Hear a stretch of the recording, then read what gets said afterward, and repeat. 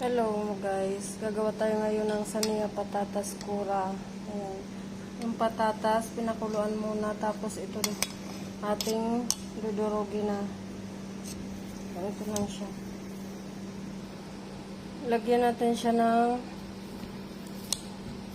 cheese, 1 kutsara, tsaka asin at paminta. Yan, mix lang natin. Nilagdan ko siya ulit ng isa kasi kulang.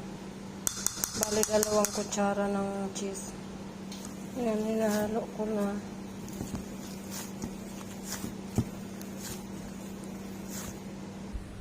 At ayan na ang ating patatas. Nadurog na siya. At ito na ang ating mga sangkap na gagamitin.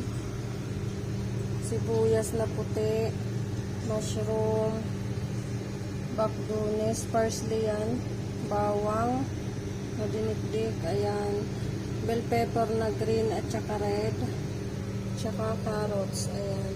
Ito na yung ating chicken. Ngayon, umpisa na natin mag-isa. Ayan na nga, nilagyan na natin ng mantika at saka kaunting butter. Lalagay na natin ang sibuyas. Haluin lang natin.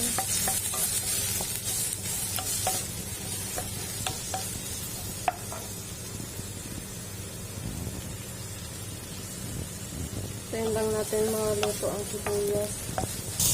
At ayan, nasunod na natin yung bawang. Haluin lang ulit natin.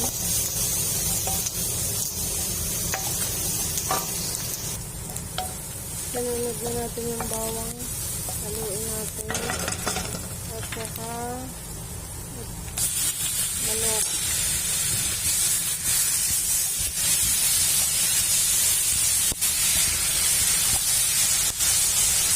Haluin lang natin. Tapos lagyan natin ng kurkum, kamon, saka konting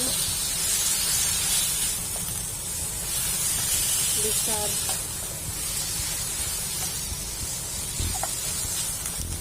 Yan, hintayin muna natin maluto ang manok. Yan na nga guys, nilagyan ko na siya ng kaunting kurkum. Kasi naman lalagyan na natin siya ng pamintang durog. Yan, haluin lang natin.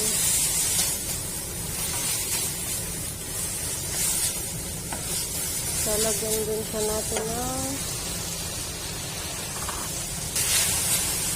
lagyan natin siya ng kaunting kamon.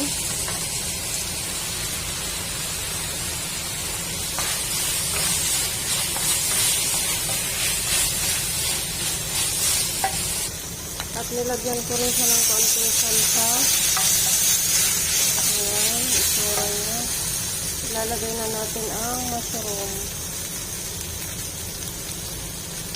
Bali, hindi ko pa yan guys nilalagyan ng asin.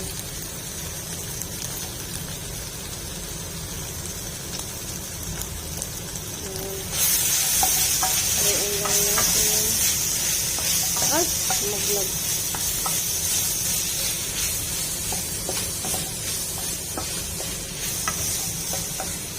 At susunod na natin ang ating bell pepper.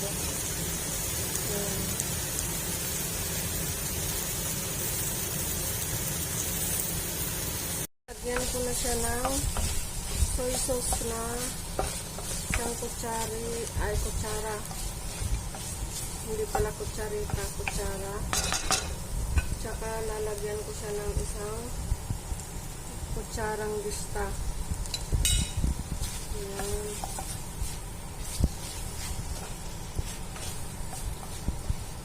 Lalagay na natin yung carrots, tsaka bakdunis. Ayan, haluin lang natin.